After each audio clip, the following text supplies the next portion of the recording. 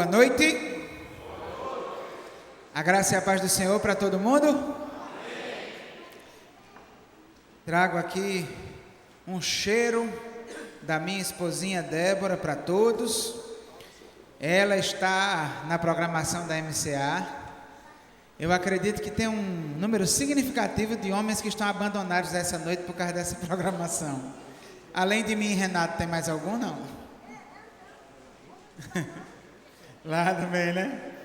Então, nós estamos desenvolvendo a série Casamento a 3. Tem alguém aqui vindo pela primeira vez nessa série? Para você que está vindo pela primeira vez, o que você acha que significa essa história de casamento a 3?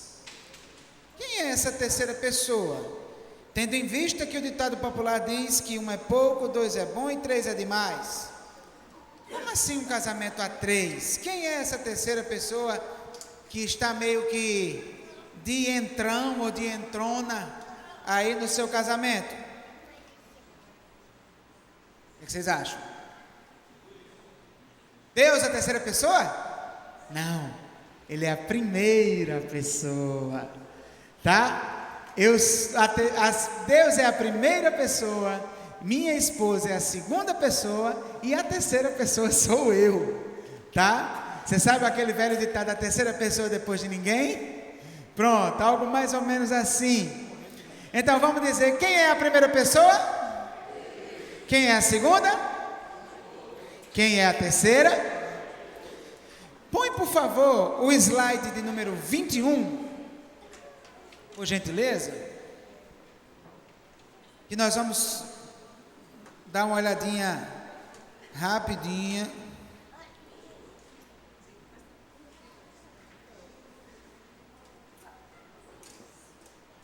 Então, queridos, esse slide, nós poderíamos dizer que resume tudo que nós vimos até agora. Nós trabalhamos basicamente duas coisas. Nós trabalhamos realmente o que é ter um casamento a 3, no sentido de que qual é o papel de Deus na relação, e nós descobrimos algo surpreendente na Bíblia. Nós descobrimos que não é uma questão de coloque Deus no seu casamento, como se ele fosse um convidado. É uma questão de se toque de que ele é o dono do seu casamento, de que o seu casamento existe para ele. Ao contrário do que a maioria das pessoas no mundo pensa, eu não caso para mim mesmo, eu caso para Deus, porque a aliança que eu firmo com meu cônjuge é diante do próprio Deus. E aí a gente vê que a Bíblia leva casamento muito a sério. Nós vimos vários textos bíblicos, estudamos isso de forma bem legal. Nós vimos no nosso segundo encontro o que é o amor, né? Que afinal de contas a gente fala muito dessa história do amor, uau, love night, aquela coisa toda. Então nós descobrimos também que o amor é um conceito extremamente profundo e que também tem tudo a ver com Deus. Então, depois que nós estudamos todas essas coisas, nós chegamos à seguinte conclusão. Vamos dizer todos juntos aí, para ser o resumo do que rolou, para a gente poder seguir em frente. Vamos lá? 1, 2, 3, já! O casamento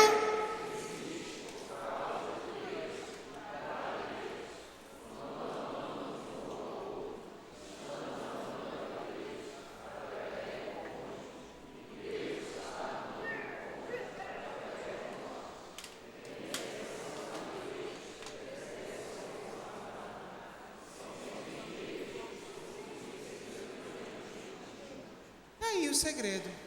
Está aí o segredo para tudo dar certo, está aí o segredo para vocês se entenderem, está aí o segredo para diminuir drasticamente essas brigas, está aí o segredo para encontrar respostas para aquelas questões que um tem uma opinião, o outro tem outra opinião, e sempre que vai conversar sobre aquele assunto, rola um fight, e aí não chega a conclusão nenhuma. Está aí a resposta. Quando eu entendo que o casamento é de Deus e para Deus, quando eu entendo que quando eu amo Débora, eu estou amando Deus através dela, Deus está amando Débora através de mim, quando Débora me ama, eu estou recebendo o amor de Deus através dela. Quando eu entendo isso, Quando eu percebo que a nossa jornada não é rumo à nossa felicidade, numa perspectiva que a novela da Rede Globo ensina o que é ser felicidade. Mas quando eu entendo que o casamento é uma jornada rumo a Deus, e que nele nós nos encontramos, nos entendemos e somos felizes, tudo fica mais fácil. E aí, resultado, se o casamento é de Deus e para Deus, então é Deus que vai dizer como as coisas devem ser resolvidas. E se eu quero saber algo sobre alguma coisa relativa ao casamento, eu tenho que perguntar para quem? Para quem que eu tenho que perguntar? E quando eu pergunto para Deus, como é que Ele me responde? Onde é que Deus fala? Na sua palavra. Se é a palavra de Deus, então é Deus falando. Ou seja, qualquer dúvida, recorra à Bíblia e Deus vai dizer.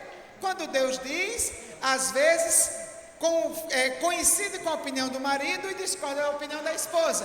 O que é que a esposa faz? Baixa a crista, é Deus que está dizendo, vamos fazer como Deus quer. Às vezes a opinião de Deus está de acordo com a opinião da esposa e está contrária à opinião do marido. Quando Deus diz, o marido baixa a bola e diz, minha filha, você tem razão, porque Deus também pensa assim. E às vezes a opinião de Deus nem é de acordo com a opinião de um nem do outro. Aí os dois baixam a bola e vamos repensar, nós dois, para encontrarmos o caminho de fazer a vontade de Deus.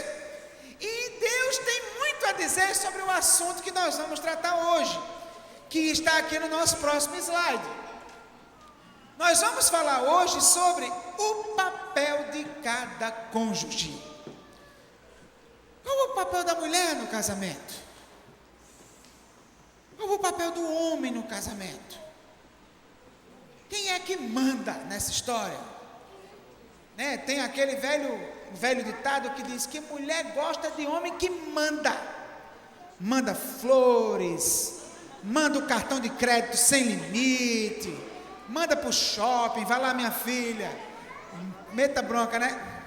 Só o suicida faz isso, né? Mas muitos casamentos, queridos, são na verdade isso que essa imagem está mostrando. É uma disputa de poder, uma disputa de força.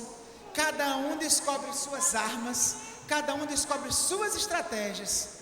E quanto mais eles estão disputando esse poder e essa força, mais infelicidade existe, não apenas para eles, mas também para os filhos. Infelicidade na família. Então, o que será que Deus, que é o dono do casamento, tem a dizer? Vamos começar a olhar as coisas lá do início, lá do começo de tudo. Eu gosto sempre de fazer naquela velha filosofia, vamos começar pelo começo, e trabalhando também, não, eu ia fazer uma piada, mas é ridícula. Vamos lá, Gênesis 2:7.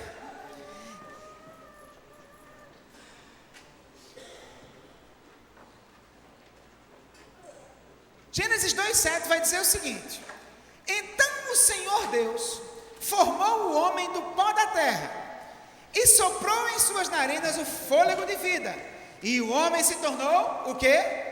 Um ser vivente. Está aí o relato de quando Deus fez o homem. Vamos ver agora o relato de quando Deus fez a mulher. Deus fez o homem no capítulo 2, versículo 7 de Gênesis, e fez a mulher posteriormente lá no versículo 22. No versículo 22 vai dizer o seguinte: com a costela que havia tirado do homem, o Senhor Deus fez uma mulher e a trouxe a ele. Gênesis 2:22. Olha só, esses versículos nos levam a fazer duas perguntas que são muito importantes para nós começarmos a ter uma noção do projeto de Deus para o homem e do projeto de Deus para a mulher. Veja só, a primeira dessas perguntas é a seguinte: por que primeiro o homem e depois a mulher? Por que primeiro o homem e depois a mulher? Olha só, lá no capítulo 11, versículo 8 de 1 Coríntios, Paulo cita essa questão do homem ter sido feito primeiro, dizendo assim: pois o homem não se originou da mulher, mas a mulher do homem. Que contexto era esse? O contexto era que na igreja de Corinto, entre os crentes daquela cidade, havia um costume cultural. Que costume era esse? As mulheres usarem um véu. Esse véu era exclusivo para as mulheres casadas, tá? Mulheres solteiras não usavam véu. Véu é para mulher casada. Por quê? Porque naquele tempo e naquela cidade específica, tanto é que em outras cartas do Novo Testamento, outros livros, não se fala desse véu. Só se fala em 1 Coríntios. Naquele tempo e naquela cidade específica, o véu era um símbolo de que a mulher estava debaixo da autoridade de um marido, debaixo da autoridade de um homem, tá? Então era um sinal de honra para o seu marido a mulher andar de véu. Seria algo mais ou menos parecido com a aliança que a mulher usa, né? Nós temos na nossa cultura aqui no Brasil o hábito é que ambos usem, mas existem algumas culturas em que só a mulher usa. Por exemplo, nos Estados Unidos, quando há o noivado, não se usa uma aliança como essa, se usa um anel. O homem dá o anel à mulher e a mulher usa esse anel, mas o homem não usa esse anel, porque há ali uma semelhança cultural de um símbolo de compromisso da mulher com um homem, tá? O que estava acontecendo na igreja de Corinto? Na igreja de Corinto, estavam se convertendo prostitutas cultuais, mulheres que eram sacerdotisas do templo de Afrodite e que elas raspavam a cabeça como sinal da sua devoção à sacerdotisa. Elas se convertiam e quando elas chegavam na igreja, o cabelo delas ia demorar a crescer. Então todas as pessoas que olhassem para ele iam dizer: isso era uma prostituta, isso era uma prostituta, isso era uma prostituta. E aí o que foi que aconteceu? Essas mulheres começaram a colocar um véu, mesmo sem serem casadas. O que foi que as mulheres disseram? O que é que essas mulheres estão querendo dar uma de dignas e honestas como nós? Aí as mulheres casadas começaram a tirar o véu para mostrar que elas tinham o cabelo comprido e que esse era o diferencial delas para aquelas outras mulheres. E aí, resultado, isso estava causando briga dentro de casa, porque era uma desonra para o seu marido, mas ela não queria nem saber, contanto que ela mostrasse a sua superioridade em relação àquelas outras mulheres. Por isso que Paulo vai dizer: você quer tirar o véu, então rape logo a cabeça. Não sei se você lembra lá em 1 Coríntios 11, Paulo chega: vai tirar o véu, rape logo a cabeça. Porque isso não é papel de uma mulher honrada. Então, resultado, coloque o véu em respeito ao seu marido. Aí nesse argumento, Paulo vai e diz: porque a mulher foi feita depois do homem. Ela foi feita do homem e não o homem da mulher. Ou seja, existiu no projeto de Deus, tá? Um plano em que o homem receberia uma autoridade, uma missão, uma responsabilidade a mais do que a mulher. Por exemplo, lá em Gênesis capítulo 2, quando Deus deu a ordem de que poderia comer de qualquer fruto da árvore do jardim, mas que não poderia comer da árvore do conhecimento do bem e do mal, Eva nem tinha sido criada ainda. Deus deu a ordem exclusivamente para Adão. Por quê? Porque ele era o marido. Ele que tinha a responsabilidade de preservar a santidade do seu casamento. Ele que tinha a responsabilidade de ensinar a mulher dele: olha, Deus me disse que a gente não pode comer esse fruto, e orientá-la e não permitir que ela desobedecesse a Deus.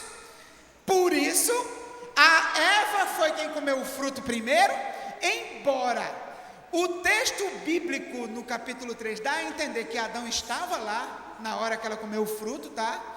Então, provavelmente, Adão foi um tremendo de um omisso, foi um tremendo de um frouxo, de um irresponsável, que não cumpriu o seu papel. A gente diz isso por quê? Porque o texto diz assim: Eva tomou da fruta, o comeu, deu ao seu marido, ele comeu, e abriram-se os olhos de ambos. Não foi assim: Eva comeu e abriu-se os olhos dela. Adão comeu, depois, e abriu-se os olhos dele. Não. A construção no hebraico lá dá a ideia de que Adão estava lá. Foi um momento que aconteceu eles juntos. Quando Deus volta, chega para pedir contas, para cobrar. De quem Deus vai cobrar? De Eva? Não. No capítulo 3, Deus vai cobrar de Adão, tá? Então, o que acontece? Essa ideia de ter sido feito primeiro, confere ao homem uma responsabilidade maior, a responsabilidade de líder do seu lar, a responsabilidade de zelar pelo seu lar, pela sua esposa, pelos seus filhos, pela santidade da sua casa, pela provisão da sua casa e tantas outras coisas. E aí o que acontece? Então alguém pode pensar assim: eita, então todo machista tem razão, né? O machista agora vai fazer a festa. Não é verdade. As pessoas que acusam a Bíblia de ser machista, elas nem conhecem a Bíblia, nem sabem o que é ser machista.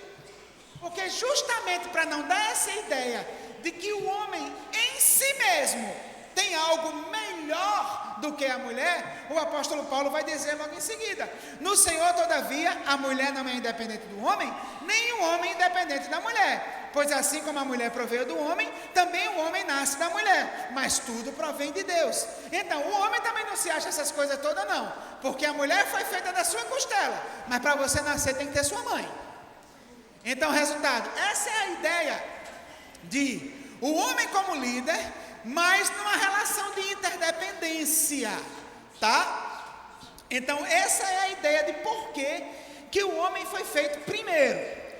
Outra pergunta que a gente precisa fazer nesse texto, fica tranquilo que a gente vai construir e você vai entender ainda melhor, tá? A segunda pergunta que a gente precisa fazer nesse texto é: por que o homem foi feito da terra e a mulher foi feita do seu marido? Você nunca se perguntou isso? Está entendendo? O que esse texto quer dizer? Qual é a lição que está por trás disso? Olha, para a gente hoje, talvez seja difícil de entender por dois motivos básicos. Primeiro, porque a gente nem vive da terra, nem a costela tem um significado cultural especial para nós, tá? Mas na cultura hebraica, e especialmente uma cultura hebraica antiga, que é a cultura de Moisés que escreveu isso, seria fácil para aquelas pessoas entenderem. Por quê? Porque primeiro, aquele povo vivia de quê?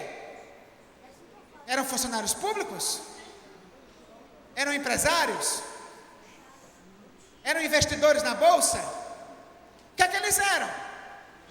Agricultores. Eles viviam no campo, eles viviam na terra. Então a terra é o símbolo do sustento da família. Se a terra não der nada, vamos morrer de fome. Então aí você entende como é mais grave o que o profeta Abacuque disse: ainda que a figueira não floresça, que não haja fruto na videira, que não haja nada na lavoura. Meu amigo, Abacuque está dizendo, mesmo que a gente morra, porque se não tiver nada na lavoura, a gente vai morrer. Era uma cultura agrícola, tá? Então, dizer que o homem foi feito da terra é um aspecto de foco, é uma questão de foco. Em outras palavras, o homem foi feito da terra, volte-se para a terra. Quando na nossa versão em português diz a costela, na verdade, isso é uma tradução que não seria exatamente a que mais corresponderia à ideia, tá? Porque a palavra hebraica tsela significa lado, lateral. Então, a mulher foi feita do lado do homem. Então, Deus poderia ter sido uma costela, poderia ter sido um pouco da carne aqui da ponta de agulha, poderia ter sido um pedaço do fígado, tá? Teria várias opções, tá certo? Então, assim, a ideia básica, o principal é que é a lateral.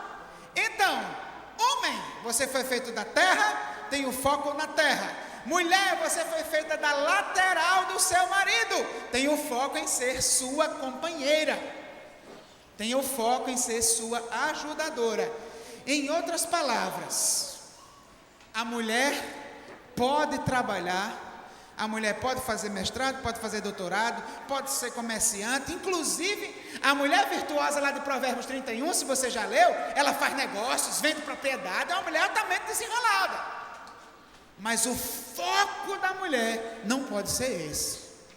O foco da mulher precisa ser a família. porque ela foi feita do lado. Então o foco dela é ser companheira do seu marido. O foco do homem é a terra. Então vá ralar na terra. Não glorifica a Deus. É inadmissível à luz da Bíblia uma família em que o homem não faça nada. Uma coisa é: ei pastor, mas eu estou desempregado. Não, meu irmão, é um momento, corra atrás. Mas o homem não pode, Deus não autoriza o homem dizer: cara, minha mulher ganha tão bem, vou ficar tranquilo, vou armar uma rede e deixa ela trabalhar. Isso é desvirtuar o projeto de Deus. O homem tem essa missão e cabe a ele responder diante de Deus por isso. Então olha só, por isso que acontece uma coisa tão comum que nós vivemos esse dilema o tempo todo. Por exemplo, nós que somos homens, nunca vamos saber o que é a maternidade. O sentimento de ser mãe é uma coisa que não tem explicação, que não tem paralelo na nossa experiência de homens.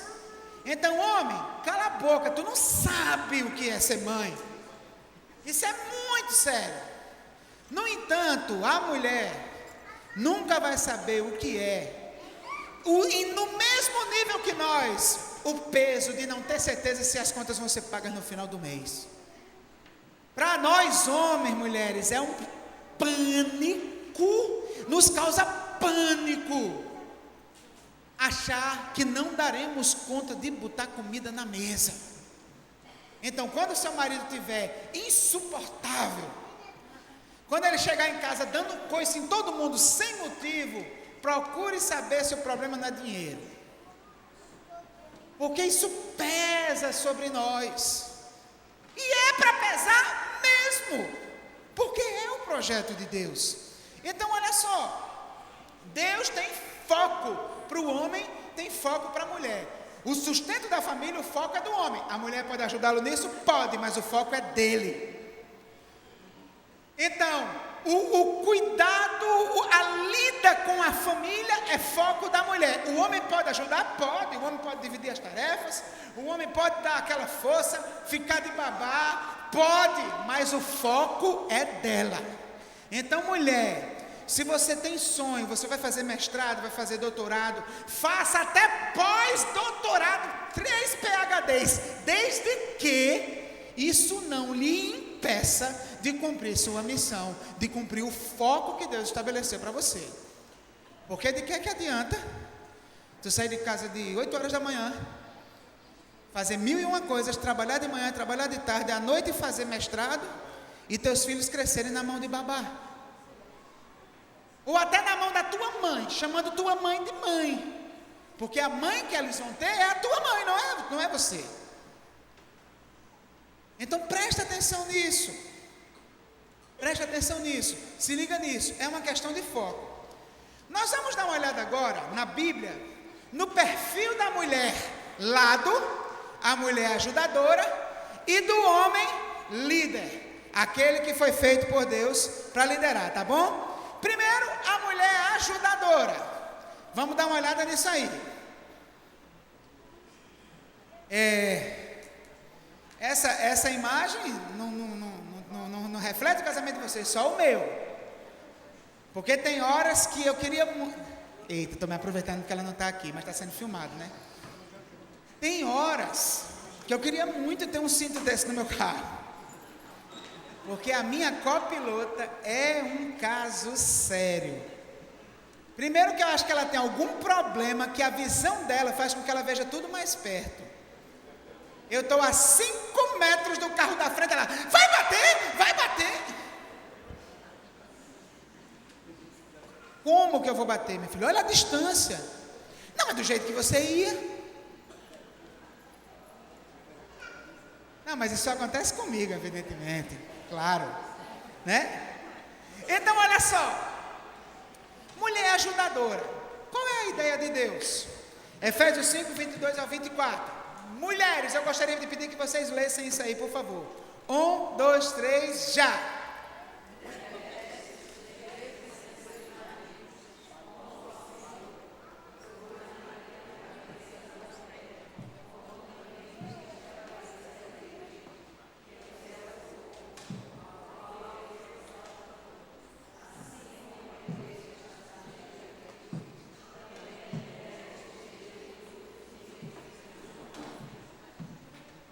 Mulheres, vocês creem que a Bíblia é a palavra de Deus? Se você crê, diga amém.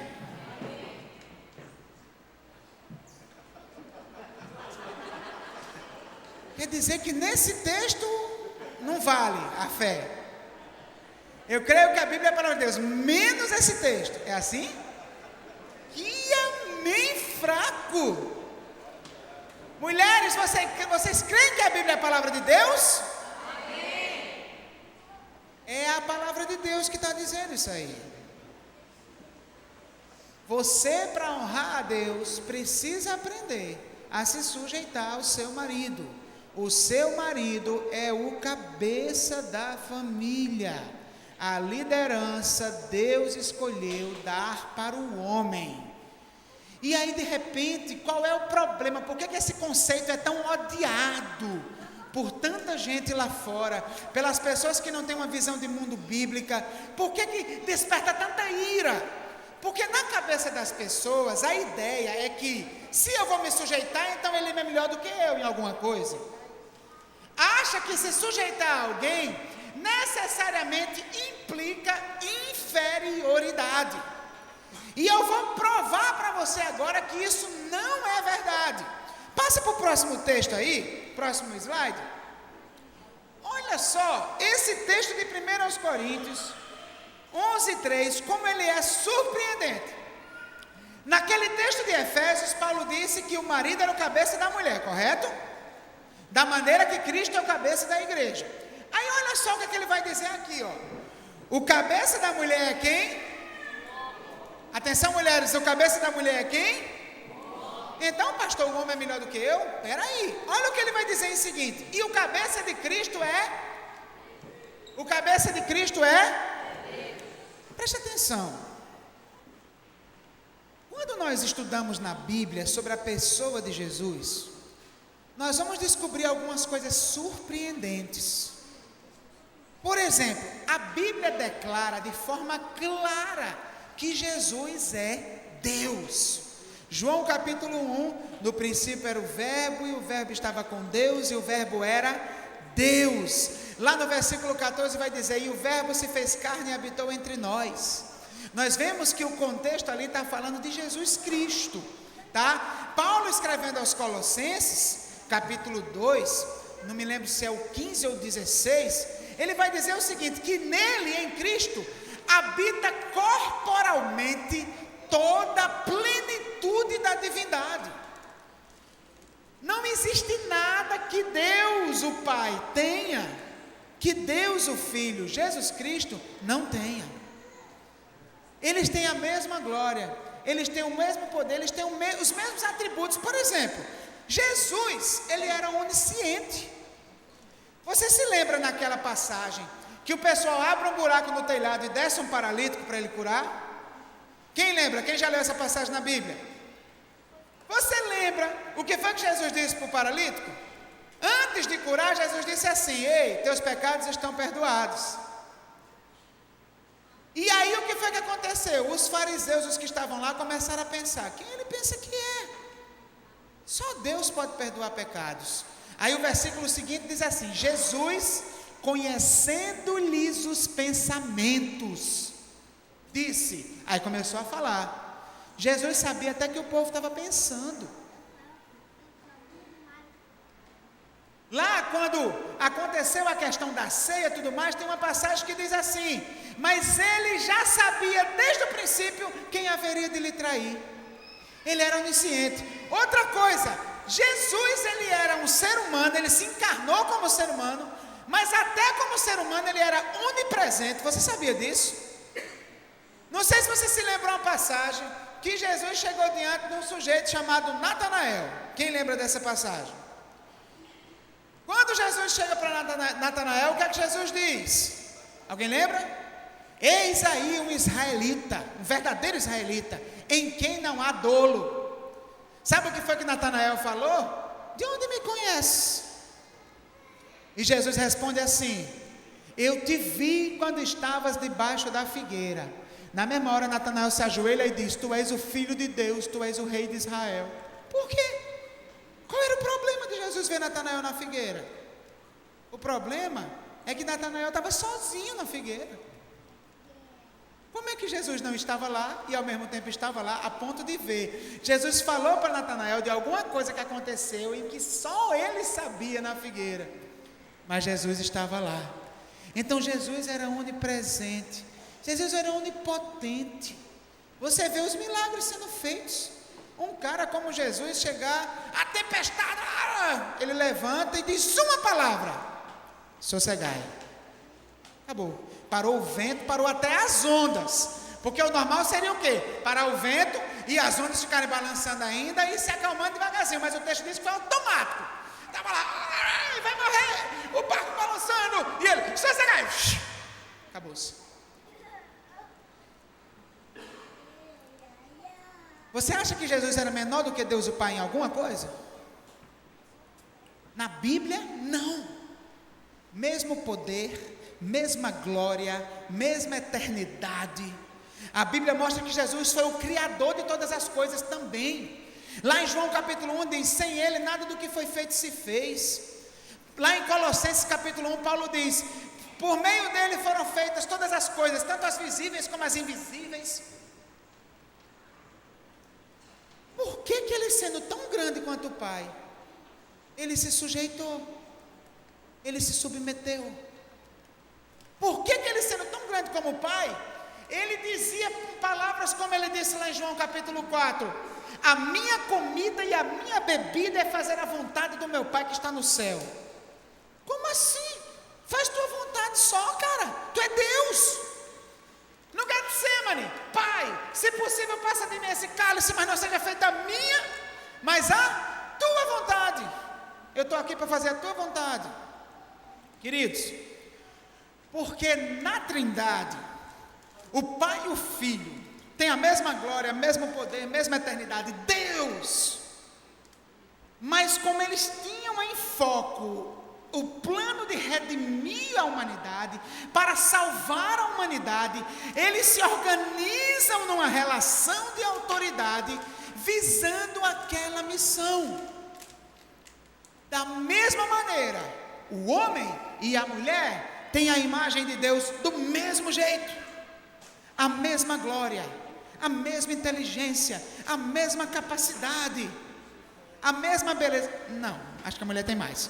Mas enfim, o homem e a mulher têm a mesma grandeza, mas para o plano da família, para cuidar da família, para que a família reflita a glória de Deus, a mulher, que é igual ao homem, voluntariamente se submete à liderança do seu marido, como Cristo voluntariamente se submeteu à vontade do Pai. E o sucesso que Cristo teve para salvar o mundo dependeu dessa submissão voluntária, e o sucesso da sua família, mulher, depende da sua submissão voluntária ao seu marido.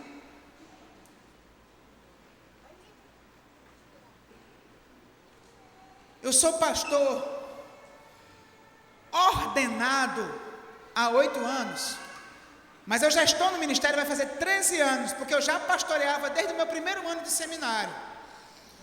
Já era pastor dos adolescentes da PIB de João Pessoa. Nesses quase 13 anos de ministério que eu tenho, eu já acompanhei muito casamento em crise. Mesmo sendo pastor de adolescentes, os pais me procuravam. Até porque, eu vou contar um segredo para você. Ninguém sabe mais os segredos do seu lar do que o pastor de jovem de uma igreja. Porque é para ele que o seu filho vem contar. Pode botar o pastor da igreja e o pastor de jovens. O pastor de jovens sabe muito mais do que se passa dentro da sua casa. Ou seja, vocês estão na minha mão. Brincadeira. Ridícula brincadeira. Não tem para quê. Por favor, edita essa brincadeira ridícula. Vamos lá. Enfim. Sabe qual é a maior causa dessas crises? Quando essa ordem se inverte. Quando o homem é um frouxo, não cumpre a sua missão de líder, e a mulher se vê obrigada a assumir esse papel. Quando essa ordem se inverte dentro de casa, isso desorienta a cabeça dos filhos, e isso causa uma série de problemas. 1 Pedro 3, 1 a 2, você que é mulher, que quer ganhar o seu marido para Jesus, olha aqui a resposta. Do mesmo modo, mulheres, sujeitem-se a seus maridos, a fim de que, se alguns deles não obedecem à palavra, sejam ganhos sem palavras, pelo procedimento de sua mulher, observando a conduta honesta e respeitosa de vocês. Então, a submissão da esposa é um instrumento para ganhar o marido. Acredite, minha irmã, você vai conseguir muito mais ajudar ele a tomar o rumo que você está vendo que ele está meio desorientado, se submetendo e contribuindo respeitosamente com sua sabedoria, do que numa queda de braço querendo medir forças com ele, tá? Próximo slide. A mulher ajudadora, ela recebe de Deus um dom, tá? Esse dom chama-se sabedoria. Então olha só, homens, preste atenção, o cabeça do lar é vocês, tá? Mas Deus constituiu sua esposa para ser mulher sábia, conselho para o seu bem. Quando você quer fazer alguma coisa e sua mulher não concorda de jeito nenhum, pelo menos deixe para o dia seguinte. No mínimo. Ai, não, mas olha, eu estou vendo esse carro, é uma oportunidade, é agora. Ela, não compre, não tem para que isso agora. A gente tem outra prioridade. Só que aí você cegou pelo carro. O que é bem comum, né? Se a sua mulher não concorda de jeito nenhum, no mínimo diga lá para o seu amigo que está vendendo: ei, faz o seguinte, eu vou orar, depois eu converso contigo. No mínimo. Mulher, contribua com sua sabedoria. Ser submissa não significa dizer ser omissa, tá? São duas coisas distintas. Fale o que você pensa, aconselhe seu marido, ajude o seu marido, mas é contribuição, é ajuda. O líder é ele. Respeite a decisão dele no final. E, porque senão, se você quiser contribuir com a sua sabedoria, no sentido de, enquanto ele não mudar de ideia, eu não paro, aí você vai virar o que está dizendo aqui em Provérbios 27, do 15 ao 16. A esposa briguenta é como o gotejar constante num dia chuvoso. Alguém já morou numa casa que tem uma goteira? Nossa, amiga, isso é um problema sério. Detê-la é como deter o vento, como apanhar óleo com a mão. Então, mulher briguenta é coisa séria. Tem outro texto lá em Provérbios que diz que é melhor ir morar no meio do deserto do que conviver numa casa com uma mulher briguenta. Irmã, quando você vê que seu marido está querendo tomar uma decisão que no seu entendimento é equivocada, chame ele para conversar. Diga para ele: meu filho, eu amo você, eu confio na sua liderança, tá? Você vai decidir, você é o cabeça do lar, mas escute o que eu tenho para lhe dizer. Olha só, você vai fazer isso, você nem botou na ponta do lápis, a gente vai ter condição de pagar. Você nem percebeu que se a gente investir nisso, a gente vai perder lá na frente com aquela outra coisa que a gente tem estabelecido como prioridade. Está entendendo? Então preste atenção, pense bem. Você vai decidir. Quem vai responder diante de Deus é você. E eu vou respeitar. Vou ficar com raiva, mas vou respeitar. Agora preste atenção no que eu estou lhe falando. E aí, minha amiga, se ainda assim ele disser: não, mas eu vou fazer desse jeito, simplesmente seja submissa ao seu marido e deixe ele fazer. Aí sabe o que é que vai acontecer? Se você porventura tinha razão, ele vai quebrar a cara. E aí quando ele voltar de cara quebrada, aí você faz aquilo que você é especialista. Diz aquelas palavras mágicas: eu avisei. Mas diga só uma vezinha, porque senão é pior ainda, tá? Então olha só, essa é a ideia. Bom, já falamos muito, né? As pobrezinhas das irmãs chegam tão, como diz lá na minha terra, mufinas ali, né? Agora vamos aos homens. O homem líder. Olha só, homens, prestem muita atenção. Tem gente que confunde líder com chefe, tá? Líder é uma coisa, chefe é outra coisa. Chefe manda, líder serve, tá? chefe dá ordens, líder se doa. É muito diferente. Olha aqui a liderança que Deus quer para você, homem. Presta atenção. Efésios 5, do 25 a 27. Olha o que é que diz. Vamos dizer, homens todos fortes. Se você crê que a Bíblia é a palavra de Deus, vamos lá. Maridos,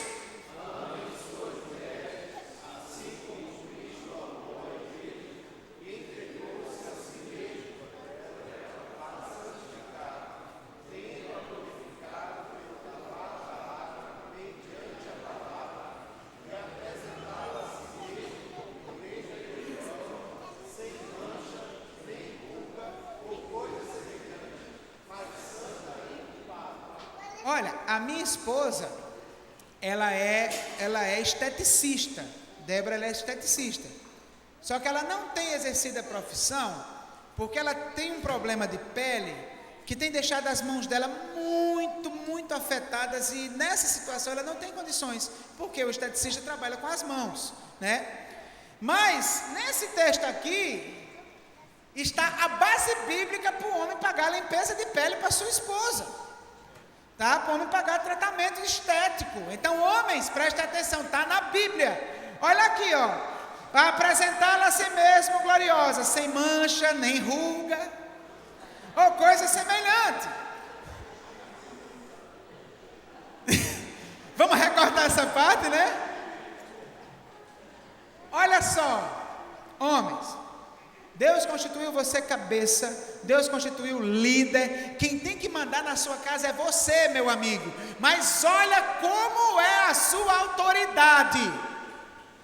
Dando sua própria vida, como Cristo deu a própria vida pela igreja. A autoridade do marido não é fazer da mulher e dos filhos um instrumento para os seus interesses. É ele se negar, se colocar em último lugar e morrer pela sua mulher, pelos seus maridos e pelos seus filhos, se preciso for. Por que que fica difícil, cara, a sua mulher se submeter a você? Porque você é muito egoísta, meu irmão. É primeiro você, segundo você, terceiro você, cara. Quando você encasqueta com uma coisa para satisfazer sua vaidade, você passa por cima das necessidades do lar, da família. E aí, meu irmão, você está fazendo uma liderança despótica, uma liderança ditatorial, uma liderança doente. Essa liderança não é a liderança que Deus quer da sua vida. Não é a liderança que Deus quer na sua casa. A liderança do homem é amando, se entregando, zelando, cuidando, protegendo. Agora, às vezes, a maneira como ele zela e protege é dando determinações. Está entendendo? Então, por exemplo, você, minha irmã, você vai comprar uma roupa. Se você já sabe aquele tipo de corte, aquele tipo de coisa que o seu marido não gosta, não compre, minha querida. Porque se você vestir essa roupa, seu marido considerar sensual demais, for conversar com você, pedir para você tirar e você não tirar, você está em pecado, irmã. Então preste atenção, quando o seu marido estabelece algumas coisas desse tipo, também é para lhe proteger. Para lhe proteger. Para lhe proteger de assumir uma postura que não cabe a uma mulher digna e honrada como você. Então preste atenção nisso aí. Então, homem, liderança é doação, tá? Alguns textos bons aí para o homem líder. Provérbios 18, 22 vai dizer o seguinte: quem encontra uma esposa encontra algo excelente, recebeu uma bênção do Senhor. Então, amigo, o homem líder, a primeira coisa que ele tem na cabeça: minha mulher é um presente de Deus, é uma bênção do céu, então eu tenho que cuidar muito direitinho. Quando você ganha um presente de alguém que você gosta, você usa com zelo. E quando você ganha um presente do próprio Deus, me diga aí. Então, por favor, sua mulher não é dona encrenca, sua mulher não é chegou, poço de reclamação. Não, é seu presente. Oi, meu presente, oi, minha bênção. Diga aí, coisa linda que Deus me deu. O que é que eu posso lhe ajudar? O que é que você quer me falar?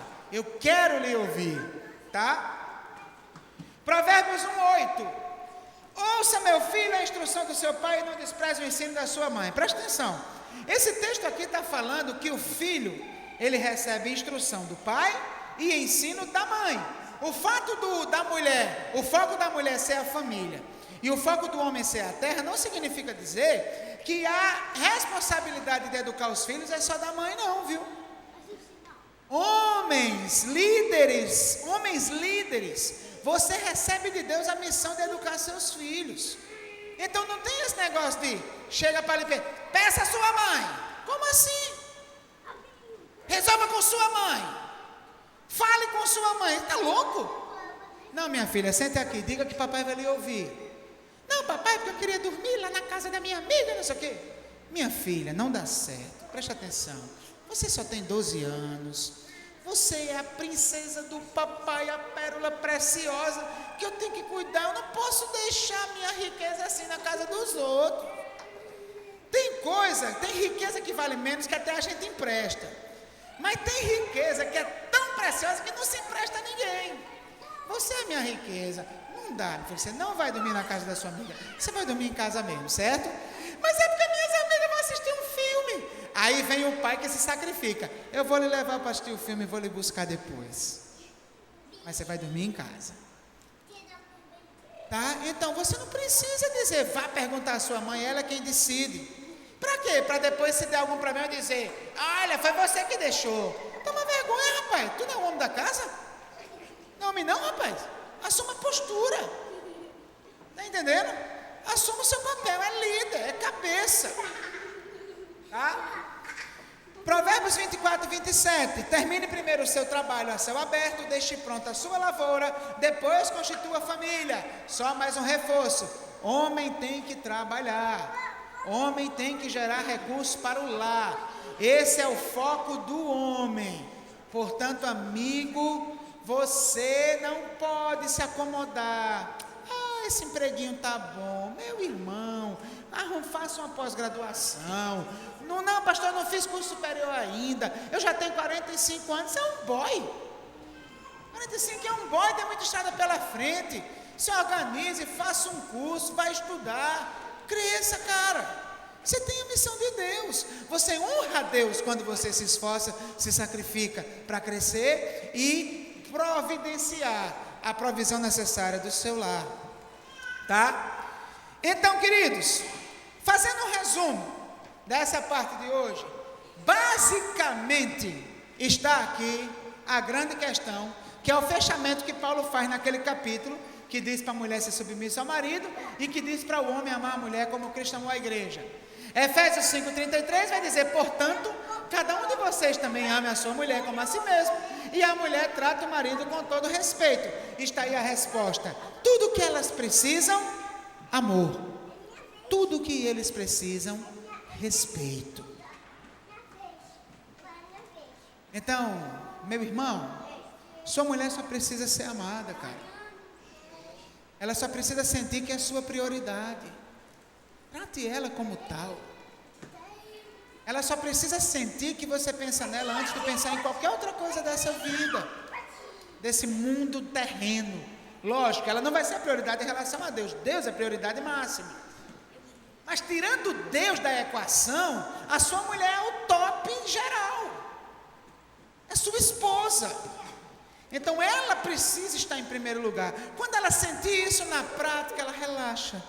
Vai cobrar menos, vai reclamar menos, vai ser uma bênção. E mulheres, tudo que o seu marido precisa é ser respeitado. Respeite seu marido, minha irmã. Reconheça a liderança dele. Valorize o que ele tem de bom.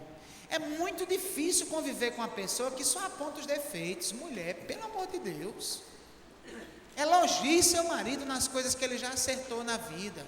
Querido, você é uma bênção, você já fez isso, você já fez aquilo. Olha, naquele dia aconteceu isso, a sua decisão me encheu de orgulho. Fiquei muito feliz. Eu sou feliz com o esposo que Deus me deu. Mas se ligue nisso, aí você ajuda, orienta, conversa. Respeite seu marido. Mulher, não contrarie seu marido em público. Terminantemente proibido.